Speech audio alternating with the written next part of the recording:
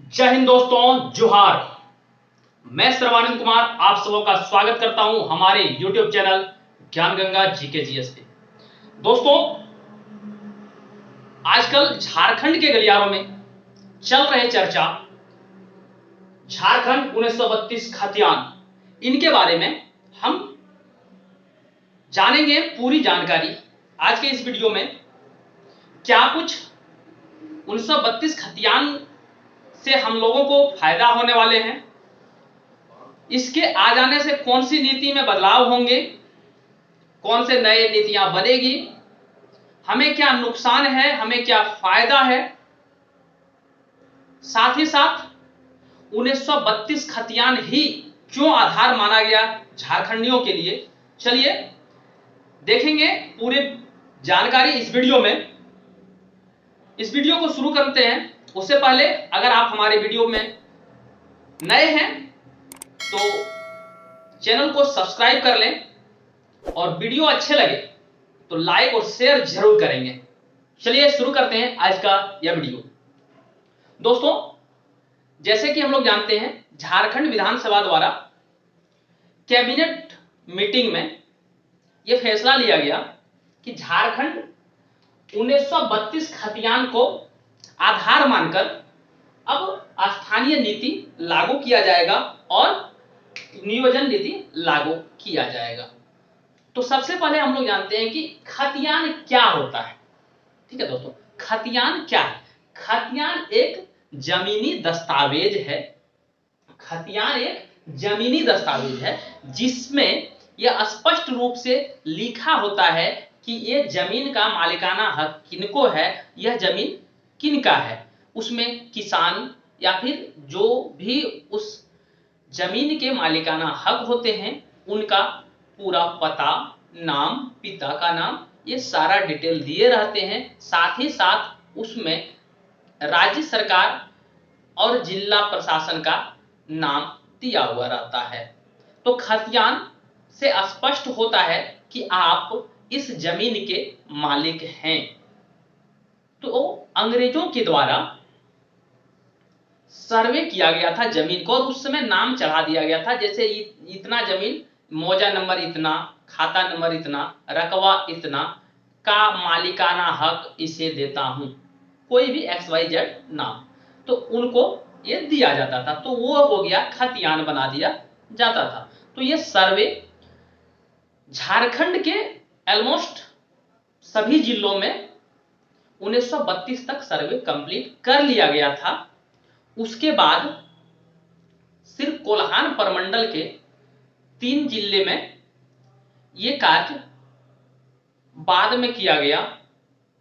उससे पूर्व सभी जिलों में 1932 से पहले ही खतियान का काम जो है सर्वे जमीन का हो चुका था।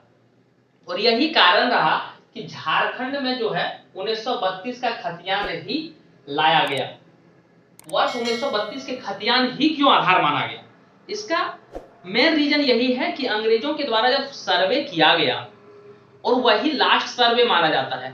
सर्वे तो 1972 से 82 के बीच बिहार सरकार के द्वारा भी कराया गया था, लेकिन उस वक्त बिहार सरकार के द्वारा उस सर्वे को रद्द कर दिया। इस कारण प्रभावी रूप से अभी तक जो सर्वे चला रहा है और जो सेटलमेंट जमीन का हुआ है वो 1932 के पूर्व यानी कि अंग्रेज शासन में ही जो हुआ है वही चला आ रहा है। यही कारण रहा कि झारखंड सरकार ने 1932 के खतियान को ही आधार माना है।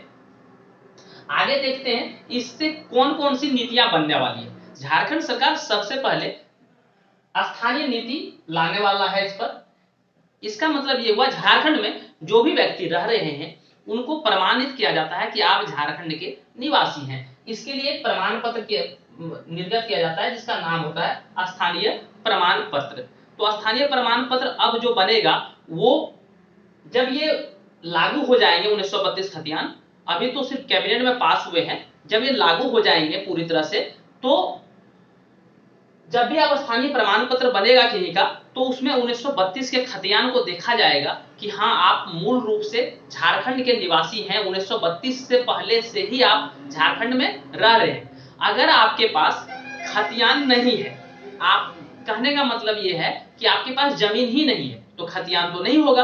तो ऐसी दशा में राज्य सरकार के द्वारा एक ऑप्शन रखा गया है कि अगर ग्राम सभा द्वारा लिखित रूप से यह प्रमाणित किया जाता है कि आप 1932 से पहले से ही झारखंड में रह रहे हैं, तो उनका भी स्थानीय प्रमाण पत्र बनाया जाएगा।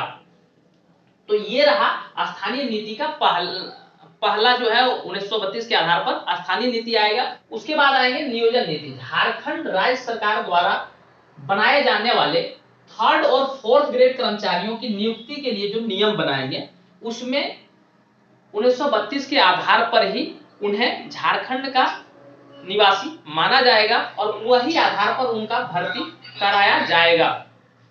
ठीक है, उसके बाद आप देखेंगे कि झारखंड के कौन से लोगों को उनका फायदा होगा और कौन से लोगों को उसका नुकसान होगा।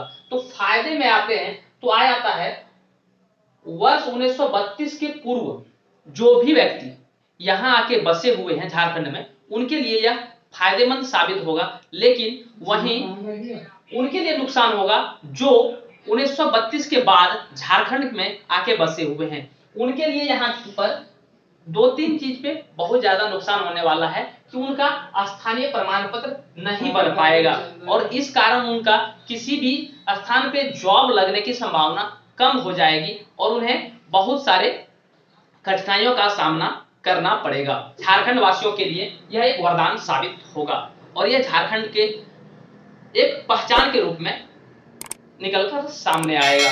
चलिए धन्यवाद दोस्तों, अब हम लोग फिर मिलते हैं अगले वीडियो में। तब तक के लिए जय हिंद।